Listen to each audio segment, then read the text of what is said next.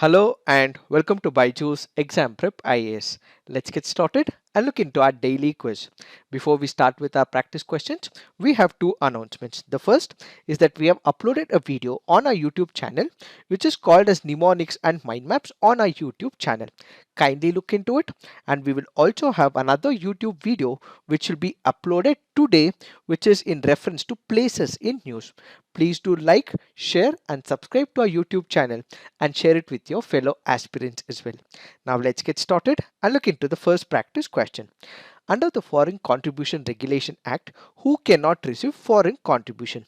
A candidate for election, judge, government servant or employee of any corporation or any other body controlled or owned by the government, association or company engaged in the production or broadcast of audio news or audiovisual news or current affairs programs throughout any electronic mode, correspondent, columnist, cartoonist, editor, owner, printer or publisher of a registered newspaper who cannot get the foreign contribution.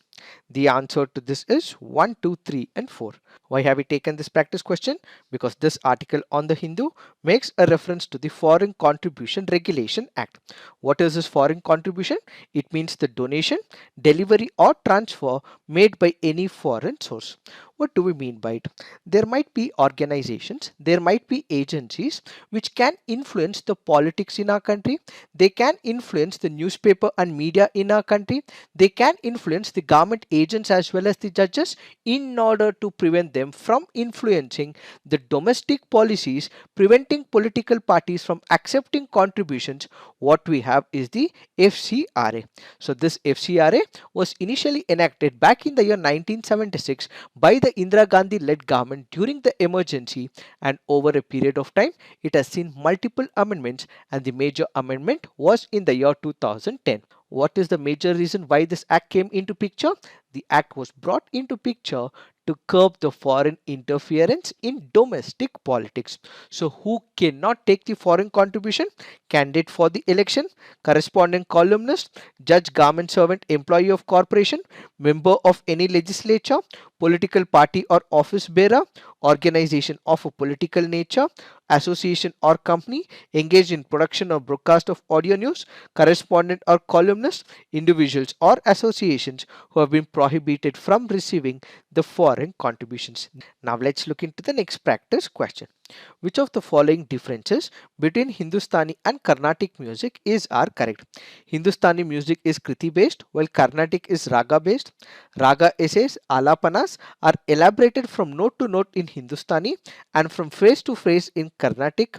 Carnatic music originated in the Bhakti movement while Hindustani music originated during the Vedic period. Which of the statements are correct? The answer to this is 2 and 3 only. Why is the first statement wrong? That is because Hindustani music is raga based but Carnatic music is Kriti based. Since it is given the other way around, the first statement is wrong. The other two statements are right. Why have we taken this practice question? Because this article on the Hindu makes a reference to the Carnatic music. So what are the major differences between the Carnatic music as well as the Hindustani music? There are about 72 ragas in Carnatic music. There are only 6 major ragas in Hindustani. There is Veena, Mridangam and Mandolin in Carnatic. There is Tabla, Sarangi, Sitar and Santoor in Hindustani. This is of indigenous identity, but when it comes to Hindustani, there are influence of Afghan, Persian and Arab. When it comes to Carnatic music, only one particular prescribed style of singing. There are several substyles when it comes to Hindustani music. There is freedom to improvise in Carnatic music, but there is scope to do variations and improvise in Hindustani music. Both have the equal importance. More importance is given to the vocal music. So these are some of the differences between the Carnatic and the Hindustani music. Now let's look into the next practice question. Consider the following statements with respect to rice fortification. The cooking of fortified rice does not require any special procedure. Rice fortification process increases the cost of rice. Which of the statements given above are correct? The answer to this is both. Why have we taken this practice question? Because this article on the Hindu makes a reference to the fortified rice. So what is this rice fortification? According to the Food and Safety Standards Authority of India, it defines fortification as deliberately increasing the content of essential micronutrients in a food so as to improve the nutritional quality of food and to provide public health benefit with the minimal risk of health. What was the need of the fortification of food?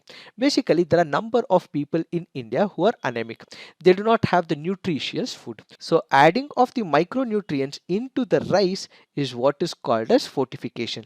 So when we speak about fortification, the cooking of the fortified rice does not require any special procedure. It can be cooked in a normal way, and after cooking, the fortified rice retains the same physical properties and micronutrient levels as it was before cooking. So the first statement is right. When we look into the second statement, rice fortification process increases the cost of rice. This is also the right statement. How does this process work? We have something called as the extrusion technology. What happens? We have the dry rice flour. This is mixed with the micronutrients. Water is added to this mixture. It is mixed completely. The mixture is then passed through a twin screw extruder.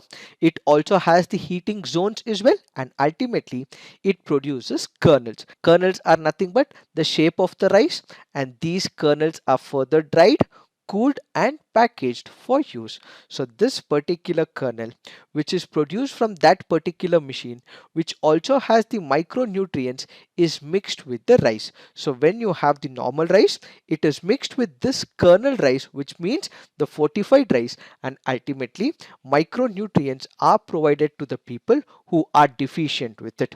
So the fortified kernels are blended with the unfortified rice to make what is called as the fortified rice. Now let's look into the next practice question. AVSAR scheme recently seen in news is a or an scheme implemented under the Export Credit Guarantee Corporation of India with a view to ease lending of loans and enhance credit availability to small scale exporters.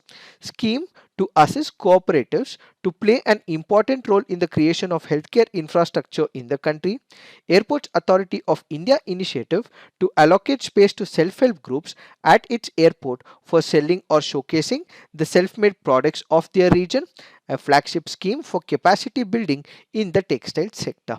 AVSAR scheme here basically means it is an initiative of the Airports Authority of India to allocate space to the self-help groups at its airport for selling, showcasing the self-made products of the region. Why have we taken this practice question? Because this article on the PIB makes a reference to the AVSAR scheme. So what is this AVSAR scheme? There are a number of people in India who form the self-help groups. They might not have the livelihood means and mechanisms, but they have huge talent. These might be artisans who might get involved in coming up with a particular product, but they do not have the market to sell their products. So what has the Airports Authority of India done?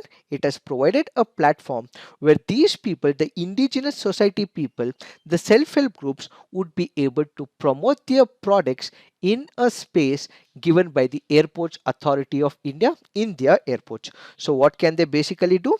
They can put up a stall in that particular airport. They would be able to sell their products, and ultimately they would be able to get some money and run their livelihood means and programs. So basically this is one of the initiatives of the Airports Authority of India, where it provides an opportunity to the indigent to mobilize their households into functionally effective self-earned groups of self-reliance and self-independence, which has been provided under the scheme. Some of the products that they would be able to sell include packaged papad, pickles, bamboo-based ladies bag, bottle, lampshades, local artifacts, traditional craft, natural dyes, embroidery and indigenous weaves with contemporary design to the air travelers.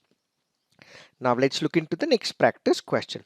Which one of the following is used in preparing a natural mosquito repellent? Congress grass, elephant grass, lemongrass and nutgrass? The answer to this is lemongrass. This happens to be a previous year question from the year 2021. So it is the lemongrass plant, which is known to be excellent mosquito repellent.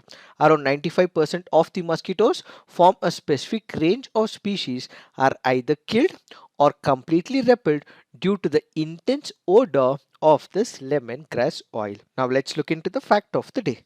The fact of the day for today's discussion is Indonesia's palm oil crisis. When we speak about Indonesia, it happens to be one of the largest producers of palm oil. It is also one of those countries which exports palm oil to multiple countries. But of late, what Indonesia is witnessing is domestic shortages of the palm oil. Let us try and understand what are the reasons behind it, and we will also understand what could be the implications for India. When we speak about palm oil, it is an edible vegetable oil derived from mesocarp, which happens to be the fruit of the oil palms. When we look into the statistics, palm oil production for the year 2021 and 22 was at about 45.5 million tons. That's almost 60% of the total global output and way ahead of the next producer, which happens to be Malaysia at about 18.7 million tons. It is also the world's number one exporter of the commodity at 29 million tons, followed by Malaysia. Why is there a shortage? The country has seen domestic prices of the branded cooking oil spiral from around 14,000 Indonesian rupiah to about 22,000 IDR per litre between March 2021 and March 2022. On February 1st, the Indonesian government imposed a ceiling on the retail prices. The prices were fixed at 14,000 IDR. The minute it fixed these prices, what you immediately saw was people taking up these oil, they were hoarding it, and ultimately what you also see is a greater shortage in Indonesia. Now the question is, what are the factors which led to this shortage? When we speak about the shortage, we have to consider the global arena. When we speak about Russian invasion of Ukraine, we have discussed in the past as well that India was also one of the countries which was importing a lot of sunflower oil from Ukraine and Russia. Currently, because of the Russian invasion of Ukraine, Russia and Ukraine together for nearly 80% of the global trade in sunflower oil, quite comparable to the 90% share of Indonesia and Malaysia in palm. So because they do not have the sunflower oil right now, many countries are now using palm oil. Soya bean oil, which is also facing supply issues due to dry weather in South America. Since we are not getting sunflower oil, we are not able to get soya bean oil, many people are moving towards the palm oil, and that is why there is excessive demand, and this has led to shortage in the market. Added to it, the Indonesian government since 2020 also made 30% blending of diesel with palm oil mandatory as part of a plan to slash fossil fuel imports. What do we mean by it? The Indonesian government came up with a national policy. According to it, it came up with a policy where 30% of this oil was to be used along with the diesel, and as a result, some of the palm oil was to be used for the diesel industry. The other oil was to be used for the domestic purposes. So basically, what you had was palm oil being used as the production for the diesel. So ultimately, on one side, there is an international problem where we are not able to use sunflower oil. There is not much of soya bean oil, so people are consuming the palm oil. As a result, there is excessive demand, but they are not able to meet up to the supply. On internal front, what you also have is an issue where they are not able to produce it. Even if they produce it, it is being diverted towards the production of diesel. So this is the major reason why there is shortage when it comes to the palm oil production. So this will have a direct bearing on India. India happens to be the world's biggest vegetable oil importer. Out of its annual import of 14 to 15 million tons, the lion's share is of palm oil, followed by soya bean and sunflower. So when you look into the statistics, it is India which is importing a lot from Indonesia and Malaysia, and for the year 2021, it is more with respect to Malaysia than in comparison to Indonesia. Indonesia. So what could happen? India might see a limited import from Indonesia, and ultimately we might also face shortage of the palm oil as well. It is this that we have to understand in reference to this article. So this is it for today. Thank you for watching. All the best.